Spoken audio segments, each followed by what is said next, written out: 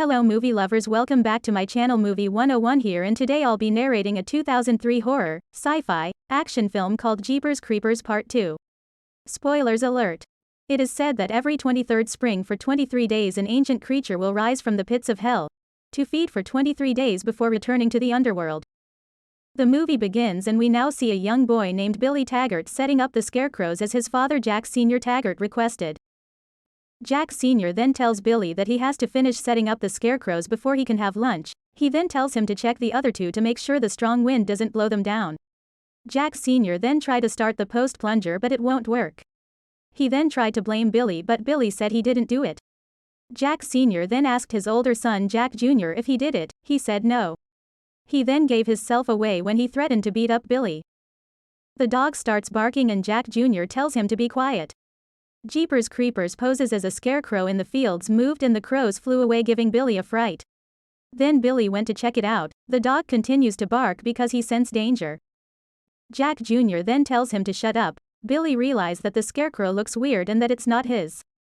Creepers move and Billy got scared and ran screaming his brother Jack's name at the top of his lungs while creepers chase him. By the time Jack Jr. and Jack Sr. heard Billy screaming, it was too late. Creepers had already caught him. They chased creepers out in the fields trying to save Billy, but creepers flew away with Billy. In shock, neither of them know what they had just saw. The next day, on day 23, we see a school bus carrying a basketball team and a group of cheerleaders home after winning the state championship game. Celebrating all the way home, they suffer a blowout after one of the tires is hit by a handcrafted shuriken made of bone fragments. The couch Charlie, Dwayne and the bus driver Betty went outside to check it out. They saw one of the tire ripped to threads and an odd-looking sharp object stuck in the tire. Betty tried to remove it and got hurt. The coach managed to get it out. He noticed that it has human teeth in it and dropped it. Scene shifts to the kids on the bus. They hear the news on the radio saying that a church that caught fire 4 days ago.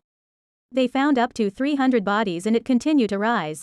They said that the bodies were found stitched together, both covering the walls and ceiling. Someone on the scene called it a human tapestry of torture and sadism in a sight he will never forget.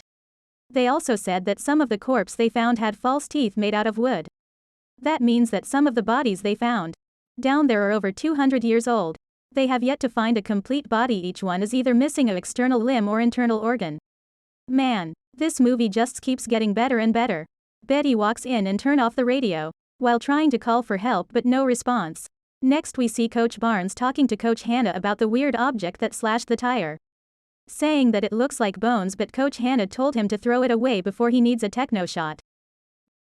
Scene fades and we see Jack Jr. searching for clues on how to find his brother Billy but finds an odd-looking knife instead. He then brought it to his father. While looking at the knife, it mysteriously flew out of his hands straight through the lamp. Jack Jr. and his father Jack Sr. both looking at the knife and at each other with a shocked look on their faces. Scene shifts to a group of boys laying on the top of the bus. I guessed it seems like a pretty good day to get roasted. Next we see Betty Borman, Hannah and Mr. Barnes trying to call for help. But there's no network connection on the highway. Coach Hannah said they got about an hour before the place gets dark. Betty the bus driver suggests that they have 5 tires left, and that they should be able to limp their way back home on a slow pace. She then continues to call for help. We now see 4 boys getting off the bus to take a leak. Coach Hannah said, why do they all have to go at the same time? He then finds 3 cheerleaders by the tree smoking cigarettes. To check if they were high, he asked Minsaya if there's not a girl in the world these days dumb enough to kill themselves by sucking on cancer sticks. Am I right? She shook her head and said yes then no. As soon as he turned around and left, they all spit out the smoke. He then tell them to get back on the bus. We now see Betty the bus driver coming from behind the tree smoking cigarettes. Next we see 3 boys taking a leak. They had a talk about one of the boy getting kicked out of a gay club and got beat up. The coach then calls everyone back on the bus, it's time to go. A boy that was taking a leak saw something in the sky and got scared. While heading back to the bus, he was frightened by the birds in the field. The others laugh and entered the bus. Scene shifts to Jack Jr. outside working on the truck and Jack Sr. in the barn making what seems to be a homemade harpoon. He then looks at the knife in the wall, determined to kill Billy's killer, and they won't stop until the job is done. We now see the school bus traveling on East 9. Later a cheerleader named Minsaya Hayes has a vision of Billy Taggart and Derry Jenner, who attempt to warn her about the creeper before it blows out another tire and disables the bus. She then wakes up as the bus stopped. and was told to grab their coats and exit the bus. Coach Hannah then sees Betty's safety box and asks if she's planning on getting lost at sea. She says everything in her safety box has saved her life at least once. Coach Hannah then sees a car coming and stops it, asking the couple to let the highway patrol know that a school bus carrying a basketball team and a group of cheerleaders suffered a blowout on East 9 and to send help. Betty then searched the bus tire only to find the same handcrafted shuriken made of bone fragments. But instead of teeth it has a belly button. Derry's belly button. Just to be clear, Betty is certain that something's wrong, so she tells Coach Barnes to get the kids back on the bus. Whilst Creepers abducts Coach Hannah, Betty then tried to finish setting up the flares but was abducted by Creepers as well. While calling for help, a boy saw Betty got abducted by Creepers. Then we see Coach Barnes running back to the bus asking Jake what he saw. He said she flew away.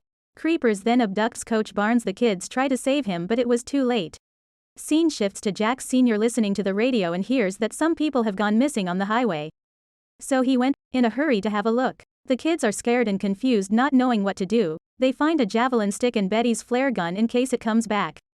And it will, believe me, feeding time isn't over. The kids fight over whether or not they should head to the barn or stay put. While the boys were arguing, Minsaya saw what appears to be Creepers standing by the door. He singles out 6 of the students: Dante Belasco, Jake Spencer, Minsaya Hayes, Scotty Braddock, Andy, Bucky, Buck, and Deandra, Double D, Davis.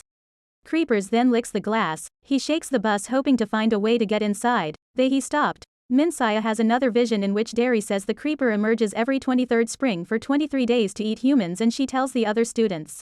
Minsaya says the boy told her that it doesn't matter whether they're hiding in the bus or under their beds. It will find them. She said that Creepers can smell something in their fear. Who he wants and what he wants from them to eat. While the Taggarts were on their way to kill Billy's killer, they saw a car with the roof torn and peeled back like a sardine can, but no one was inside. Creepers already ate them. Jack Jr. hears a kid on the radio saying they need help and calls his dad. A few minutes after the kids continuously pleads for help, Jack Sr. tells the kids he's on his way but gets worried because East 9 is such a big highway. He's afraid he won't make it in time to save them from Creepers. He then tells Jack Jr. to head east. After hearing that they're going to be rescued, the kid starts to celebrate. The Creeper attacks Bucky, but Rhonda stabs it through the head with a javelin. Creepers then rip the side of his head off while trying to remove the javelin. He then flew up but fell straight down, breaking all the windows in the bus. Scotty and his friends tries to get the door open but it's no use. They then finds out that Creepers jammed it. He wasn't trying to get in. Creepers was making sure no one could get out. Just as Scotty was about to break the door down, they heard a sound coming from the top of the bus. Moments later his wing fell, trapping the kids on both sides of the bus. Everyone then tries to get across to the other side by crawling under Creeper's wing. Dante begins prodding the Creeper's wing, only for it to grab and decapitate him. The Creeper tears off its injured head and uses Dante's severed head to replace its own. Scotty finally opens the door and tells the others it's time to go. But in fear of Creepers they choose not to. Scotty then says there are 2 kinds of people on this bus. Bucky replied saying, "What do you mean 2 kinds of people? What, Scotty? The eaten and not eaten." Scotty then throws D, Bucky and Jake off the bus. The students decide to leave the bus to find help, but the Creeper returns and chases them into a field. Moments later Creepers hits Jake in the back of the head with a handcrafted shuriken made of bone fragments, instantly killing him. Next we see Creepers trying to abduct Steve but fails miserably, so he decides to go after Scotty instead. Creepers throws a knife at Scotty which hits him in the arm, pinning him to the tree.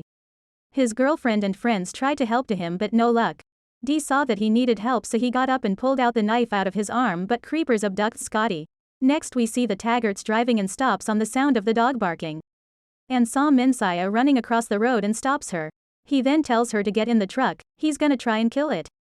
She tells him he can't kill it. She says it doesn't matter what Jack Sr. does, it's gonna come back 23 years from now. Scene shifts to the bus. We see 2 kids hiding from Creepers. Johnny and Chelsea.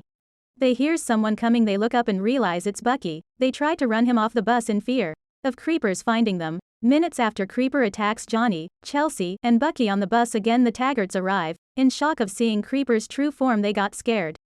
Jack Sr. shoots Creepers with a homemade harpoon. Creepers then tries to lift the truck into the air while trying to break loose from the harpoon lodged in his chest. Jack Sr. tells Minsaya and Jack Jr. to get out the truck. Minsaya ran, leaving Jack Jr. in the car. He managed to break free, then sends the harpoon flying back through the truck's window. With Jack Jr. stuck inside, Jack Sr. tells his son Jack Jr. to get them away from the bus. Jack Jr. then managed to break free from the harpoon and move the truck. Jack Sr. then takes another shot at Creepers, sending him flying through the fields, but got up and flew away, managing to escape after flipping over the bus. Creepers then tries to flip over the truck, so Jack Jr. told his father Jack Sr. to get off the truck. He hesitated but reluctantly agreed. It seems as if he was more worried about his truck than his own life. Rhonda, Izzy Cohen, and Double D find a truck and attempt to escape but are chased by the creeper again. Izzy pushes Rhonda out of the truck before causing the vehicle to crash, injuring both Double D and the creeper, who loses an arm, a leg, and a wing, although Izzy crawls from the wreckage before the truck explodes. The creeper continues to pursue Double D by leaping towards him, and, when it has Double D pinned down, Jack shows up and shoots the creeper in the head with the harpoon. He repeatedly stabs the creeper in the chest, but it goes into a hibernation state before it can die. 23 years later, 3 teenagers drive out to the Taggart Farm, where the creeper is a sideshow attraction called A Bat Out of Hell, and the middle-aged Jack Jr. is charging entrance fees. They see an elderly Jack Sr. watching it with the harpoon at his side, and when they ask him if he is waiting for something, he looks up at the creeper and says, "About 3 more days, give or take a day or two." And so the movie ends. Please remember to subscribe to my YouTube channel. Please like, comment and share my videos. Thank you for watching.